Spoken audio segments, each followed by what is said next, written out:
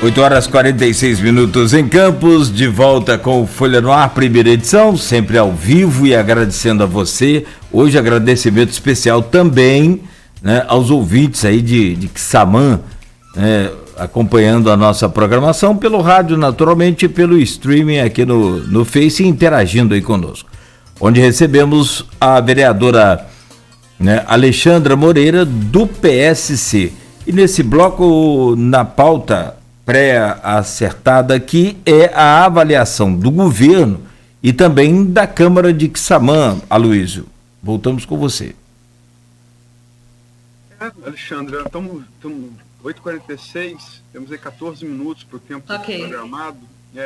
Sua avaliação do governo, você já citou vários pontos aí, logicamente que você é de oposição, enfim, o papel da oposição na democracia é criticar mesmo, mas a sua avaliação do governo, quer dizer, o governo reeleito, de 0 a 10, qual seria a sua nota e por quê? E também do Legislativo Municipal. Bom, Aloysio, a minha avaliação do governo, primeiro que esse governo tem 4 anos e 100 dias, como eu falei, né? Eu vou avaliar o governo como as entidades oficiais avaliam. Eu dou nota 0 para o governo, né? O governo que tem, o volume de recursos que tem, né? E a prefeita, é bom dizer isso também, que a prefeita sempre se desculpa, eu acho que ela não vai mais utilizar essa desculpa, porque agora ela foi reeleita, mas ela dizia sempre que herdou 100 milhões em dívidas, o que é uma grande mentira. Se qualquer um consultar lá o relatório do Tesouro Nacional, vai ver que Quissamã em 2017, ela não herdou 100 milhões de dívidas, ela herdou 56 milhões de dívidas, e dívidas essas de INSS, do ex-prefeito Otávio Carneiro, enfim. Mas ela cria dados, ela simula dados, ela falseia dados, né? Para, na verdade, criar uma situação de miséria e de disponibilidade de recursos financeiros que não existe. Inclusive, se qualquer cidadão consultar agora o SADPEM, que é o Cadastro da Dívida Ativa Pública do Tesouro Nacional, vai ver que Quissamã está endividado em 343 milhões de reais. Ou seja, ela encontrou uma dívida e ela acrescentou, né, mais milhões a essa dívida, ela endividou mais o município, né?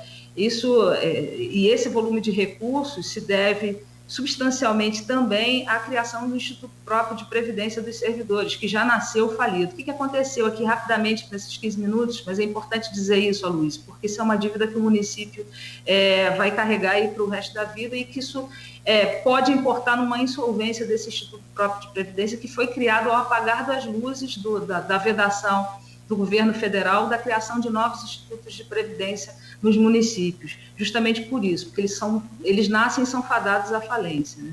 O de Quissamã já nasceu com 239 milhões de rombo, e esse cálculo atuarial foi escondido da Câmara quando da apreciação desse projeto de lei na Câmara.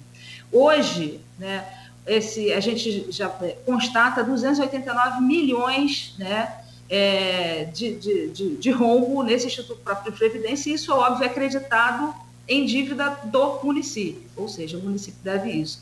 E mais de 5 milhões e meio de calote no INSS que a prefeita deu, então, e tendo recursos em caixa. Mas por que não pagou? Que é a pergunta óbvia, né? Se tinha recurso em caixa e não pagou o INSS, na época, porque não pagou, porque isso importaria em ultrapassar a lei de responsabilidade fiscal com relação ao pagamento da folha.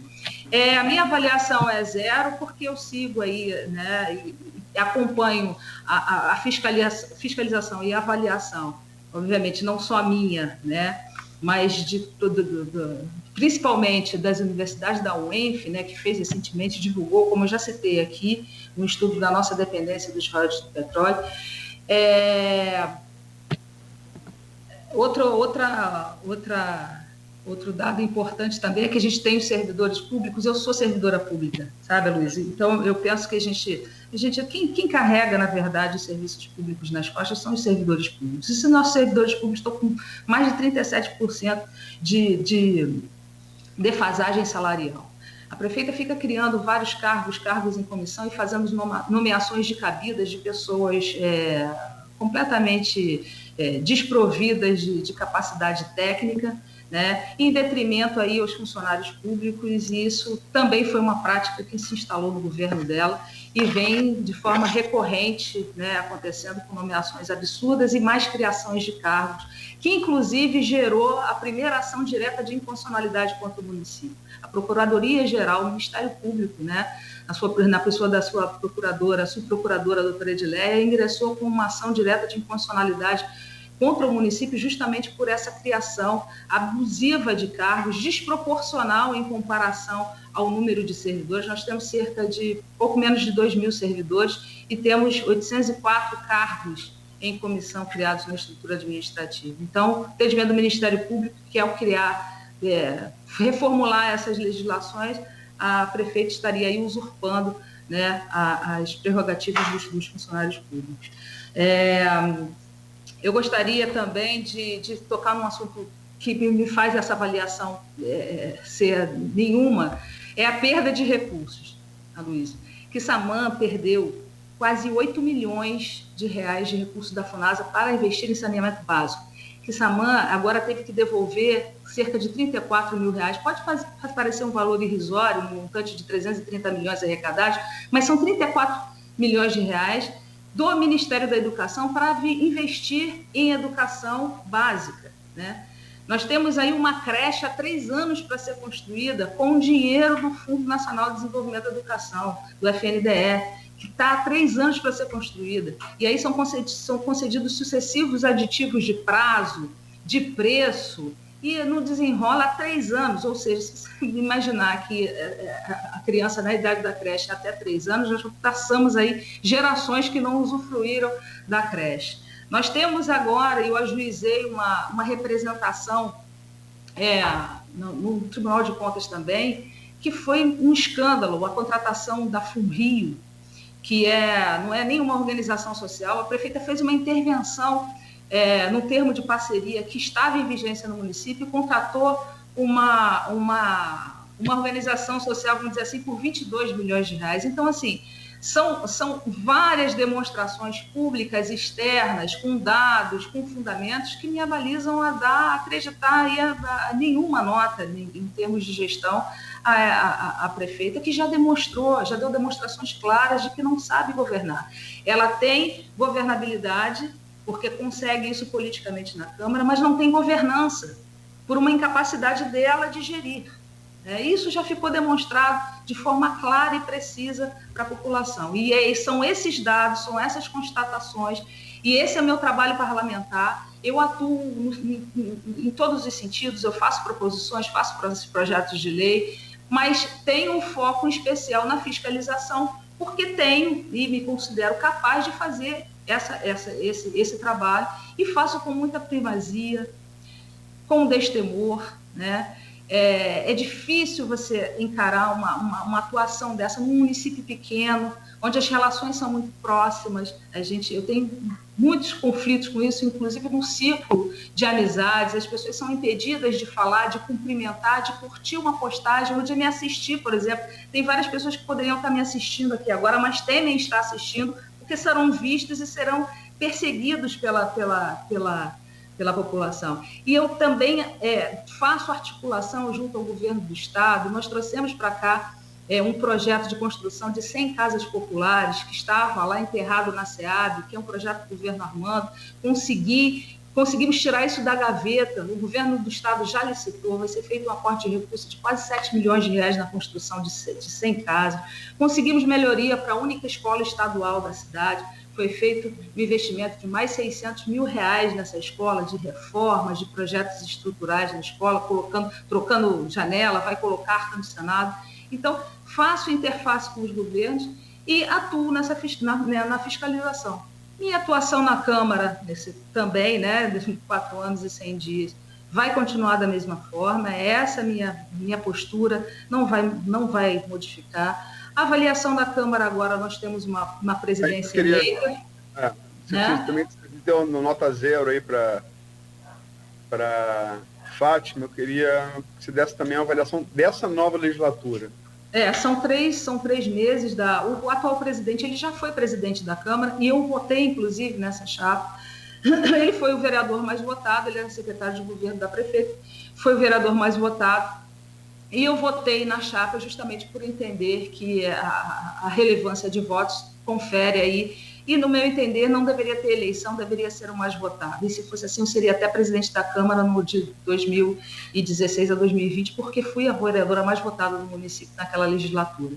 E também pela experiência que o vereador Márcio tem de já ter presidido a casa. Isso é muito importante. Eu sou servidora da Câmara, e isso é muito importante, precisa dar estabilidade aos servidores para tocar ali todo o trabalho que não é fácil de uma Câmara Municipal. E, na verdade, os avanços da Câmara já vinham da então gestão. Foram reformuladas a estrutura administrativa. Pela primeira vez em 20 anos, os servidores da Câmara tiveram seu plano de cargos e salários aprovado. Isso foi um avanço muito grande para os servidores. Foram adquiridos veículos para casa. O nosso plenário foi reformado, foi ampliado.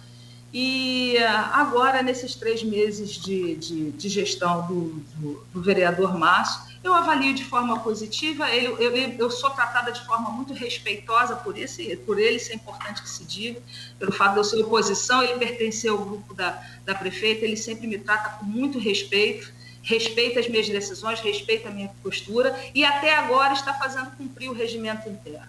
Então, eu fico muito à vontade num ambiente que é minha casa, eu sou da Câmara, né? Eu estou vereadora, mas eu sou funcionária pública.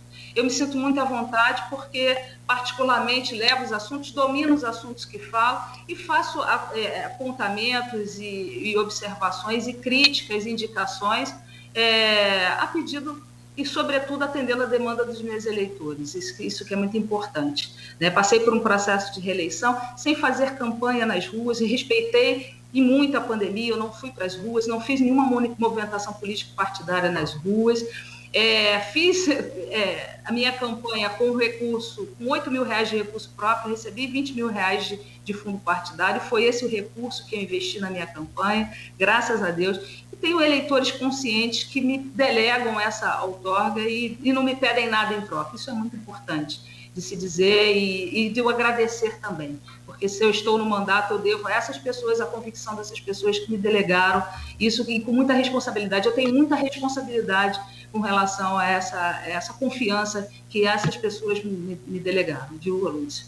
E, mais uma vez, agradecer a você aí o espaço, né? O Grupo Folha da Manhã, tá? Pelo espaço, por esse momento aqui, por essa troca e por esse momento de aprendizado com vocês. Vou fazer uma última pergunta. A gente falou aqui de vários assuntos, você analisou criticamente vários aspectos do governo, mas tem uma pergunta aqui, até em termos institucionais, eu vou reproduzir, peço a você só que seja sucinta na resposta. Pergunta para a vereadora Alexandra, feita por Hélito Cordeiro, presidente da Associação de Imprensa Campista. Quissamã ficou conhecida nacionalmente pela preservação do patrimônio histórico e cultural do município. Como está a situação atual, visto que temos notícias, por exemplo, do abandono do Museu Casa Quissamã? Exatamente. Assim como se notabilizou na saúde, nós criamos uma fundação de cultura para gerir a cultura da cidade, justamente porque criamos esses espaços, Centro Cultural, Museu, Complexo Cultural Quilombola, tudo isso foi construído, né, nos governos do Armando Carneiro de 2005 a 2012. E essas ações, essas intervenções, desapropriações de casarões e tornar esses espaços públicos, equipamentos públicos culturais, foi notabilizado, não só pelo investimento na cultura material, como imaterial também, né? Nós fizemos vários projetos, nós tocávamos projetos de revitalização da nossa cultura material, como o jongo, o fado, que é o único em Quissamã, e isso foi notabilizado. O que acontece e o que está acontecendo na cidade atualmente, né, nesses governos, é um total abandono das ações de políticas públicas culturais. Então, no governo, em 2013, a fundação foi extinta, né? Ela viveu com status de coordenadoria até então, e eu acho que ainda é uma coordenadoria, né, a cultura da cidade, e que não detém mobilidade, nem pessoal e nem pessoas com capacidade técnica e conhecimento, né, de gestão e de cultura para tocar todas as políticas públicas culturais da cidade que ganharam o mundo, né, mas que, infelizmente, você sabe, e que isso, obviamente, importa na questão do turismo, e o turismo cultural é um turismo que atrai pessoas de alto poder aquisitivo, mas se as pessoas vêm uma vez, como é o seu caso, você veio numa realidade, viu uma realidade e volta e vê outra realidade, né? As pessoas não voltam mais, né? E, infelizmente, é o que está acontecendo não só com o Museu Casa Quissamã, não. Está acontecendo com outros equipamentos públicos que pertencem ao município, como é o Complexo Cultural Quilombola Machadinha, né, que ainda é atípica no país, é habitada pelos afrodescendentes cujos antepassados foram escravizados. Então, ela não tem a importância, vamos dizer assim, da cultura material tão grande, tão imensurável, justamente porque ela ainda preserva, tem aquela especificidade de ser habitado pelos afrodescendentes. E é único, é um lugar único, que nós já estávamos com um turismo internacional voltado para Machadinha. Infelizmente, o restaurante que foi construído não está funcionando mais. A capela, que é de 1833, de Nossa Senhora do Patrocínio, está lá escorada com uma obra que já leva 2 anos, e não conseguiram autorização do INEPAC para fazer o restauro, para fazer a intervenção, o que acabou, a vereadora acabou perdendo a conexão. Você conferiu ela. Sumiu a imagem. Exato. Vamos só aguardar aqui, já mandando um alô para ela aqui, mas restabelece aí a conexão para fazer o fechamento do programa de hoje. Só sempre bom dar ponto contra ponto. Voltou. Então, eu ia deixar. Voltou? Perdão. Sem problema. Não sei o que aconteceu aqui. Mas é isso. As ações de políticas culturais no município, elas simplesmente não existem, né? A gente, infelizmente, e os fazedores, né, de cultura, e o grupo do Fado, o grupo do Jongo, completamente desassistido. E todo o nosso patrimônio histórico caindo, Mandiquera, a cobertura que foi feita para proteger Mandiquera, nós conseguimos captar, até no governo de Dilma, né, no Parque das Cidades Históricas, 1 milhão para refazer pelo menos o telhado da Fazenda Mandiquera. Isso foi perdido no governo de Otávio Carneiro. E o próprio canal, né? O canal Campos Macaé, está sendo lançado esgoto in natura no canal, né? Então, e dentro do Parque Nacional de Restinga de Urubatiba também, você ter noção de como está a situação do nosso patrimônio histórico. O Sobradinho, o cinema público que foi inaugurado sem qualquer atividade, né? Não agora na pandemia. Não estou falando da época da pandemia. Né? Estou falando nós estamos falando de 4 anos e 100 dias, Luiz. A pandemia nós estamos vivenciando há pouco mais de 1 ano. Né? Nós estamos falando, estou sendo crítica, inclusive, pontuando questões que eu já representei ao Ministério Público da tutela coletiva, o total abandono de Machadinha, porque Machadinha é patrimônio tombado pelo INEPAC desde 1972. A gente está falando aí, a gente tem Mato de Pipa, tem Machadinha, tem Mandiquera, nós temos o Coreto, nós temos o Canal, nós temos 5 patrimônios históricos tombados pelo INEPAC na cidade. Né? O projeto de tombamento também da usina aqui pelo IFAM, que era uma situação que nós estávamos provocando na época para se tornar um outro atrativo. A gente está vendo a usina, a primeira usina da América Latina sendo desmobilizada a cada dia, tem 2 locomotivas lá preciosas. Então, poderia se provocar um tombamento em esfera federal, assim como nós fizemos uma parceria com o IFAM e o DENIT na época, e conseguimos a cessão de uso da estação Conde de Araruama, a estação ferroviária Conde de Araruama, revitalizamos, restauramos aquela estação, e ali não tem R$1 do dinheiro público municipal, foi todo feito em parceria com o Ministério da Cultura na época, através do IFAM. Nós conseguimos a cessão de uso, restauramos aquele equipamento, e ele é o primeiro receptivo cultural quando você vem da BR-101, justamente para fazer uma interface necessária entre o museu, o Complexo Quilombola, a estação Conde de Araruama, o portal da cidade. Nós temos um portal que nunca teve pelo menos um guia ali, ou um guarda qualificado para dar informações turísticas. Esse governo não produz um folder, um mapa de informação turística para dizer onde fica o hotel, onde ficam os restaurantes, onde ficam os atrativos turísticos. É um caos. É um caos. Então, nós temos todo esse tesouro que pode ser explorado como vertente de desenvolvimento econômico, e vendo o nosso patrimônio histórico, como é o caso do museu, que agora anunciaram aí uma licitação, depois que houve uma grita, né, que a gente provocou isso, e eu também comuniquei.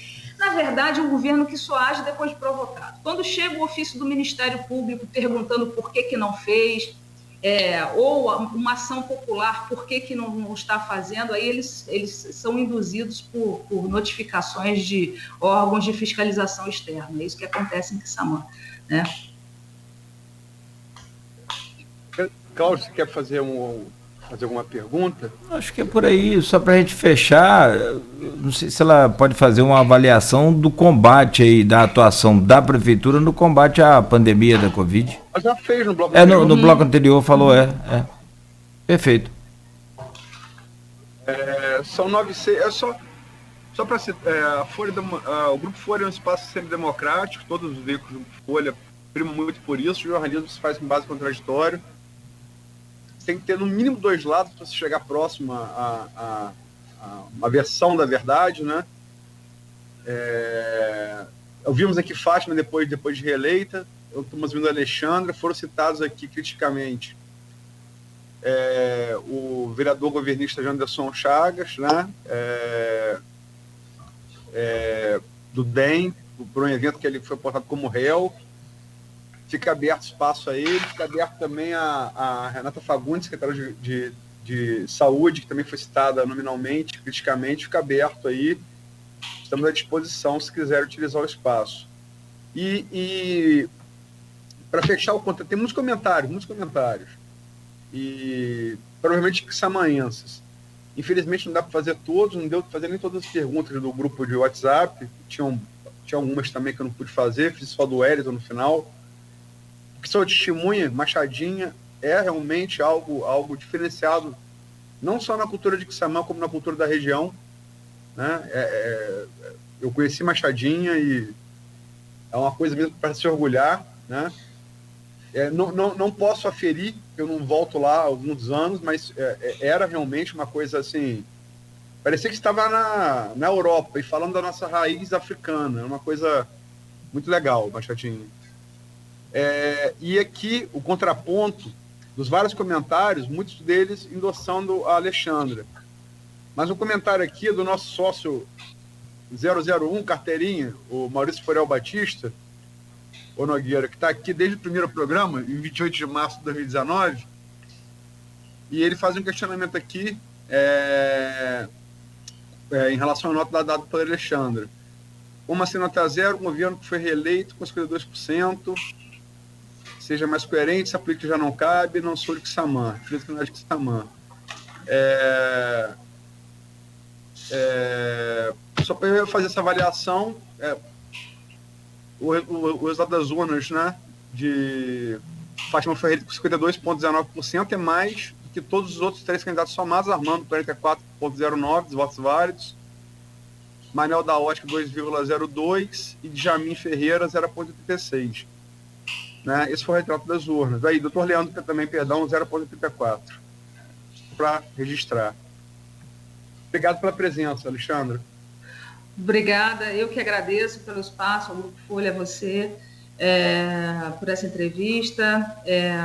Eu teria até uma resposta para essa indagação que foi feita com relação à avaliação que deu o governo e essas ponderações que foram feitas. Mas já acabou o nosso tempo, não é isso? O tempo já é 9h10 já. Tá. Mas eu vou escrever, e depois você me diz quem comentou, vou lá ver quem comentou e vou responder isso no comentário.